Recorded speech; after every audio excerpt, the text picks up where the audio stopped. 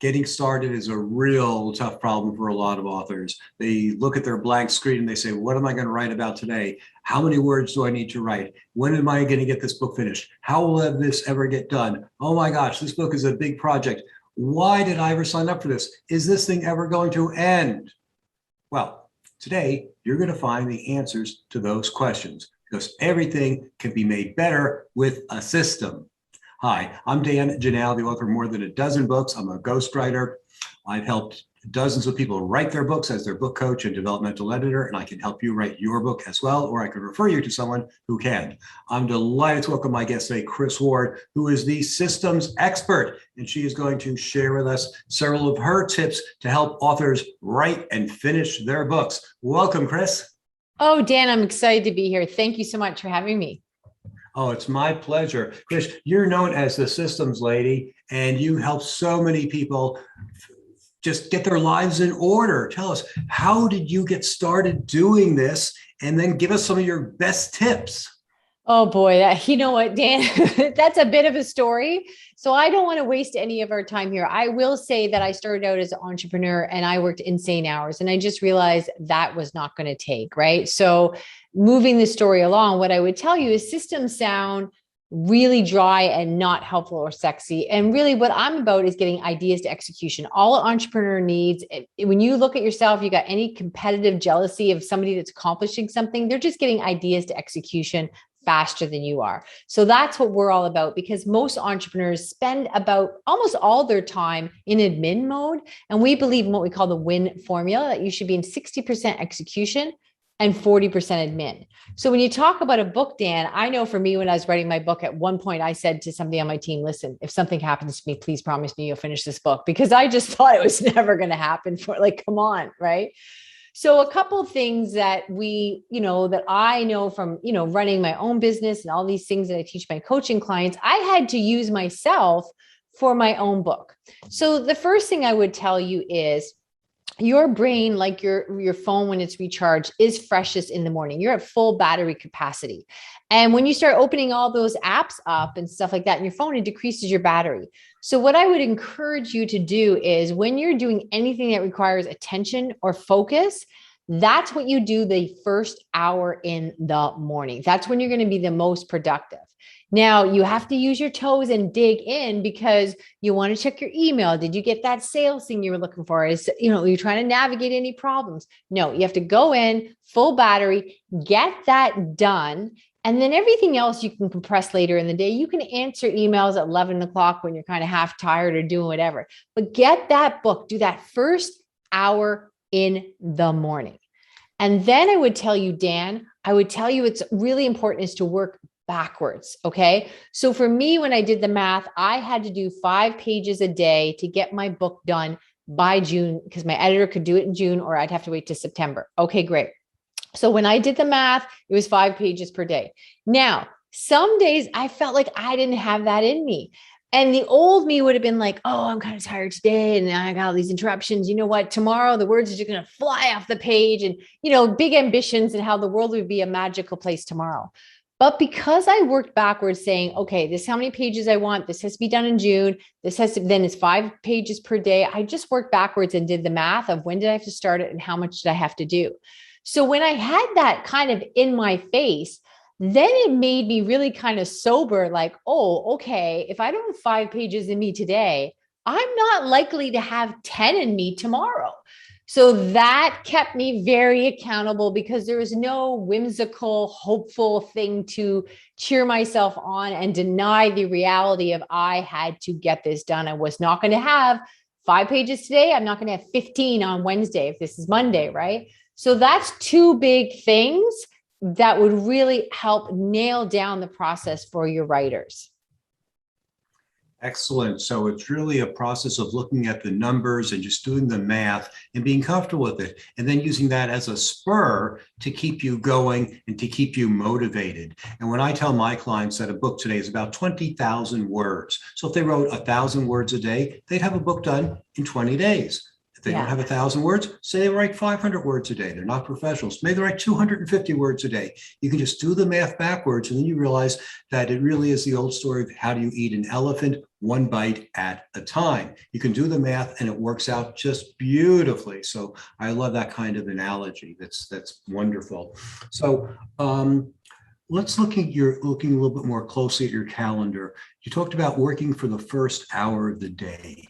What about people who have different biorhythms and they might want to work, is this an excuse that I'm bringing up here? Or do you say like, get the damn thing done?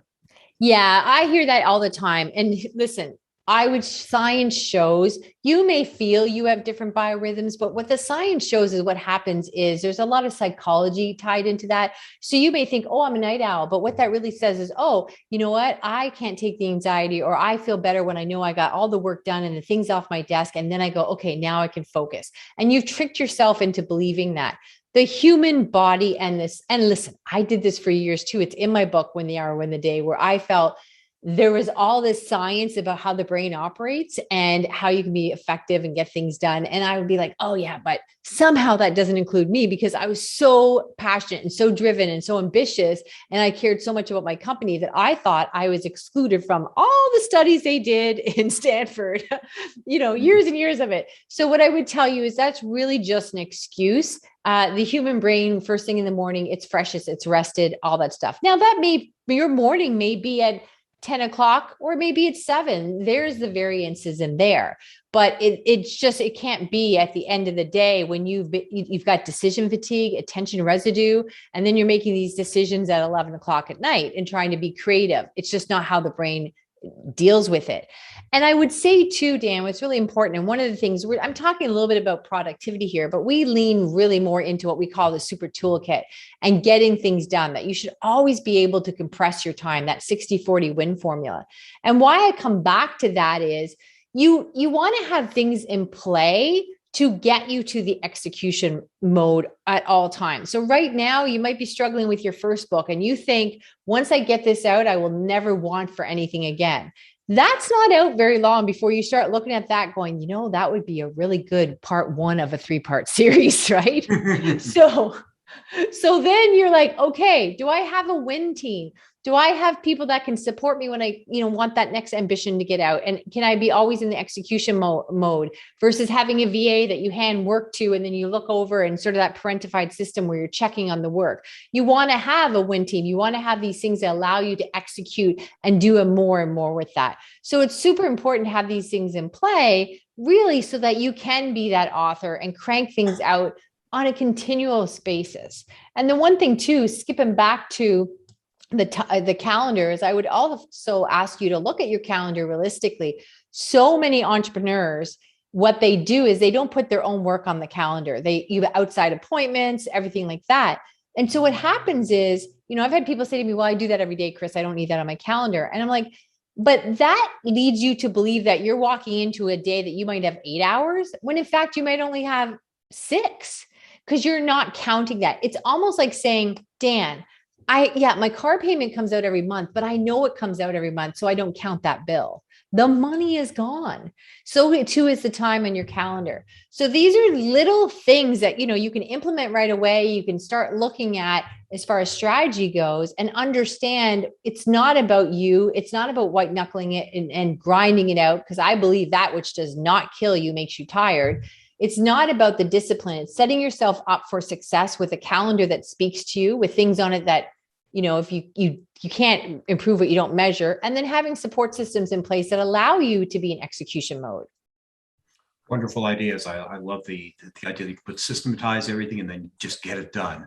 Mm-hmm. I'm wondering, a lot of our people look at blank pages or blank screens every day with these writer's block and whatever. I'm wondering, you were very disciplined. How did you know what to write about each day? Okay. So first of all, I'm just going to pick on you a little bit. I don't like the word discipline, because discipline erodes efficiency, because then you are requiring effort to be disciplined. So if you set yourself up successfully, then it gives you momentum versus discipline, right? So what I would say is, I went back to, in my case, I talk about the struggler and the successful person in my book, but we've all been taught how to do a framework in school and break it down. And so say, okay, here's going to have 100 pages, let's say, and they say 10 chapters. Okay, great. you probably have more things than you could possibly, like you probably have too many ideas. It's bringing it down to one will really be your problem. And then I'm sure you've talked to your people about this, Dan, because you're, a leader in this industry and quite bright.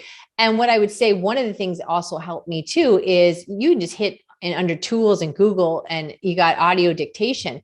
Even if you just sit there, so often we say things, oh, I sounded really good on that podcast. What was that I said? So we talk so much more effectively than we write, because you go back to that school thing where it's a little bit more rigid. As well, Dan, one of the biggest compliments I get on my book, Win the Hour, Win the Day, is people say it was an easy read. It was very conversational. And yeah, you have to work really hard to get a really conversational book, right? So you might as well just record your audio. You can have somebody then just edit it and put it in, take it from a big lump and put it into paragraphs with grammar. Then you can come back and tweak it. And now you're kind of really writing and it's not so labor intensive. You guys can all talk about something. If somebody asked you about your expertise, you can ramble on, more time than people want to listen. So doing the audio, I think, accelerates the process as well. Cool. You have an acronym, WIN. What does that stand for? WIN stands for what is next. So we believe in a WIN team, a what is next team. We don't believe in just, filling that machine of admin. It's about the team that's constantly compressing work so that you're in that 60-40 formula of 60% execution and always getting to what is next. Fantastic. Kris, thank you so much for being with us today. I know people can learn so much more from you. Tell us, what is your website? We'll put it in the link below as well, but tell us what that is. Yeah, Dan, quite simple, winthehourwintheday.com. And thank you very much for trusting me with your audience. Well, thank you for being here, and thanks everyone for listening. We'll be back next week with another podcast. You can search our YouTube channel for more than 100 other videos that show people just like you have written books and with special tips to help you get there faster. I'm Dan Janelle. Thanks for being with us today. See you next time. Goodbye. Thank you for listening to the Write Your Book in a Flash podcast with Dan Janelle, the only podcast that shows you exactly how people just like you have built their businesses by writing a book. If you'd like to write your book but don't know where to start, you can find great information at writeyourbookinaflash.com. If you're ready to take your next step to write the book that can transform your business, I invite you to schedule a free, no obligation consulting call with me by going to writeyourbookinaflash.com. We'll be back next week with another insightful interview to help you become a top business leader.